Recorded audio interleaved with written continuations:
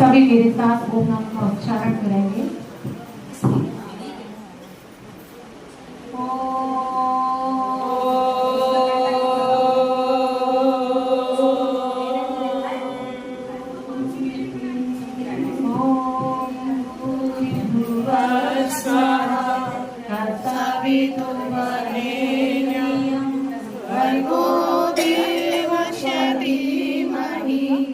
धियो यो नः प्रचोदयात्। ओम शांति शांति शांति। आर्य समाज बल्केश्वर कमलानगर में उपस्थित सभी आर्य सजीवन सभी बहनों को मेरा सादर नमन। ढोलक पर साथ देने वाली विद्या माता जी को सादर नमन, अभिनंदन, वंदे। जैसा कि हमारी मंत्राणी दीदी ने मैसेज डाला था कि आज की मासिक मिलन को मीटिंग को हम शिक्षक दिवस के रूप में मनाएंगे। तो शिक्षक दिवस क्यों मनाया जाता है, इस पर हम चर्चा करेंगे। सबसे पहले कि शिक्षक दिवस को हम क्यों मनाते हैं। जैसा कि सभी को विदित है कि डॉक्टर सर्वपल्ली राधाकृष्णन थे, उनका जन्म दिवस शिक्षक दिवस के रूप में मनाया जाता है। डॉक्टर सर्वपल्ली राधाकृष्णन सबसे पहले वो उपराष्ट्रपति रहे हमारे देश के। 1952 से लेकर 1962 तक वो उपराष्ट्रपति रहे और हमारे राष्ट्रपति थे। उसके बाद वो राष्ट्रपति बने। 1962 से लेकर 1967 तक वो राष्ट्रपति भी रहे। वो एक महान दार्शनिक थे, महान शिक्षक थे और हमारी भारतीय संस्कृति के संवाहक भी थे। और सोवियत संघ देश में वो हमारे राजदूत भी थे, तो हमारी संस्कृति का विकास करने वाले थे। तो कुछ उनके जो शिष्य थे वो मिलजुल कर गए और उन्होंने कहा कि गुरुजी हम आपका जन्म दिवस मनाना चाहते हैं। साथ के जो शिक्षक थे उनके सहपाठी थे वो भी ध्यान से सुनो, एक दृष्टांत आएगा, कहानी आएगी इसमें। तो बोले हम आपका शिक्षक दिवस मनाना चाहते हैं। वो बोले कि नहीं, हम आपका जन्म दिवस मनाना चाहते हैं। तो डॉक्टर सर्वपल्ली राधाकृष्णन बोले कि मेरा जो जन्म दिवस है वो आप शिक्षक दिवस के रूप में मनाया करो, मुझे ज्यादा अच्छा लगेगा। क्योंकि अगर शिक्षक दिवस मनेगा तो सभी शिक्षकों को आप सम्मान कर सकोगे। तो जब से यह शिक्षक दिवस की शुरुआत हुई तो डॉक्टर सर्वपल्ली राधाकृष्णन का जो जन्म दिवस है उसको हम शिक्षक दिवस के रूप में मनाते हैं।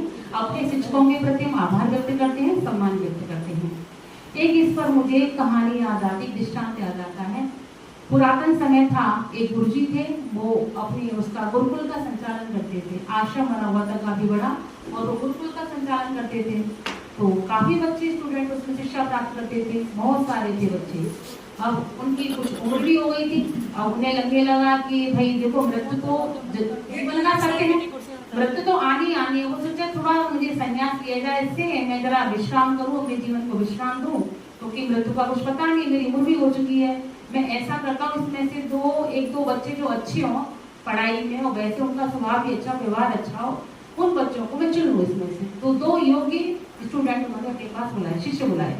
तो उनसे बोला कि देखो मैं तो कुछ समय के लिए यहाँ से बाहर जा रहा हूँ, मैं वापस आ भी सकता हूँ, नहीं भी आ सकता हूँ, 1-2 वर्ष में वापस भी आ सकता हूँ, पर तुम्हें जिस आश्रम का संचालन व्यवस्था तुम्हें संभालनी है और बच्चों को पढ़ाने की, शिक्षा दीक्षा की व्यवस्था भी तुम्हें करनी है, पूरा गुरुकुल तुम्हें चलाना है।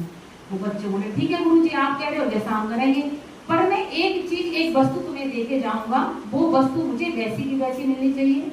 तो बोले ऐसी वस्तु क्या है, वो समझ नहीं पाए, दूसरे को देखने लगे। तो उन्होंने तो मुट्ठी भर के अंदर हो गए, कोठरी जो होती थी थोड़ा अलग से विश्राम कर होता था उनका लोगों का, तो वहां वो गए, वहां से 2 मुट्ठी गेहूं भर कर लाए। ध्यान से सुनो, बहुत अच्छा है दृष्टांत है। 2 मुट्ठियां गेहूं भर के लाए और उन्होंने उन दोनों बच्चों को कहा तुम हाथ में लाओ, दोनों के हाथों में दे दिया। वो बोले शिष्यों से अपने से कि जो ये मैंने तुम्हें गेहूं दिए, जब मैं लौट कर वापस आऊं तो मेरे को ये गेहूं ऐसी ही अवस्था में मिलने चाहिए। तो एक शिष्य था, वो गुरु को भगवान रूप में मानता था, तो उसने भगवान के मंदिर में ले जाकर लाल कपड़े में बांधकर गेहूं की पोटली बनाकर वहां रख दिया और उसकी पूजा करता रहा। एक शिष्य तो उसने क्या किया, गुरुकुल में पीछे जगह तो होती, खुली जगह होती है खेत टाइप की, जो वहां खेती कर सको, उसने गेहूं लिए वहां बिखेर दिए और गेहूं दिए बिखेर दिए तो खेती शुरू हो गई। अब 1-2 साल का गुरुजी लौट के आए, तो लौट गया, उन्होंने अभिवादन किया, सभी शिष्य मिलने आए और वो योग्य शिष्य थे वो फिर बाद में मिलने आए। तो उन्होंने कहा कि मैं तुम्हें जो वस्तु दे गया, गेहूं देकर गया, उन गेहूं का तुमने क्या किया, वो है क्या तुम्हारे पास? तो एक शिष्य था भगवान रूप दौड़ के गया मंदिर के पास, दौड़ के गेहूं उठा के ले आया पोटली। जैसी पोटली उन्होंने खोली वो खराब हो चुके थे एक आध गेहूं सही रह गया, सारे गेहूं सड़ गए। अब बोले ये क्या किया। अब दूसरे शिष्य से पूछा तुमने क्या किया गेहूं का।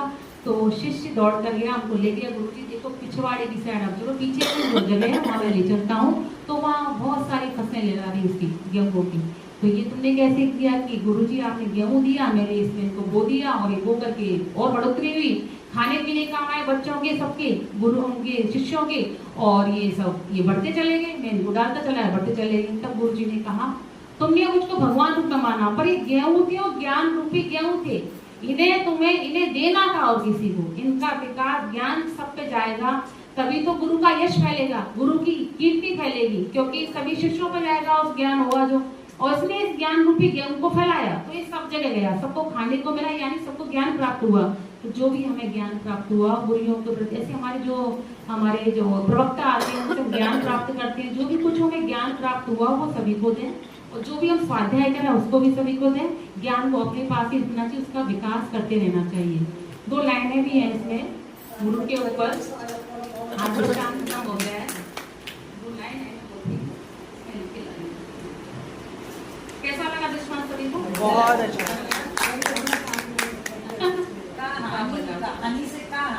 कहानी तो कुछ है नहीं। देखो, जब हमें सबसे पहले गुरु तो सभी जानते हैं कि माँ होती है, बच्चे का विकास, बालक या बालिका का विकास के 3 स्तंभ होते हैं, माँ सबसे पहले गुरु माँ, फिर पिता और गुरु। तो जब बच्चा पढ़ने जाता है तो अपनी मन की भाषाएं लिखता है, वो खींचता था टेढ़ी मेढ़ी लकीरें, खींचता था टेढ़ी मेढ़ी लकीरें, आपने हमें कलम चलाना सिखाया, आपने हमें कलम चलाना सिखाया, मेरे मन में जला के ज्ञान का दीपक, मेरे मन में जला के ज्ञान का दीपक, मेरे मन के अंधकार को मिटाया, मेरे मन के अंधकार को मिटाया। गुरु का क्या महत्व होता है हमारे जीवन में? आपने अपने जीवन में क्या महत्व होता है आपने जाना, इसके बारे में लिखती है, कभी लिखती है। गुरु का वो महत्व होता है जैसे सूरज का होता है, बिना कहे सूरज हमें प्रकाश देता है, ऊर्जा प्रदान करता है। और क्या महत्व होता है गुरु का? जैसे बादल का, जैसे बादल हमें बारिश देता है, हमें जल देता है, जल के द्वारा अन्न धन की प्राप्ति होती है, अगर बारिश नहीं हो तो हाहाकार मच जाए। गुरु का महत्व तो ऐसा होता है कि जैसे कि वायुमंडल में हवा घूमती है, हमें सांसें प्रदान करती है, हमें जीवन प्रदान करता है, वो हमारे गुरु का महत्व हमारे जीवन में होता है। और गुरु को, जब गुरु की कीर्ति सब फैलती है, गुरु को कहती गुरु दक्षिणा क्या होती है? गुरु दक्षिणा ये होती है कि गुरु की जो बातें हमें सीखने को मिली है उसको हम फैलाएं, चारों तरफ ज्ञान का प्रकाश दें, तो वही गुरु की कीर्ति फैलती है, वही गुरु की गुरु दक्षिणा है। तो इसी के साथ अपनी वाणी को विराम देती हूँ।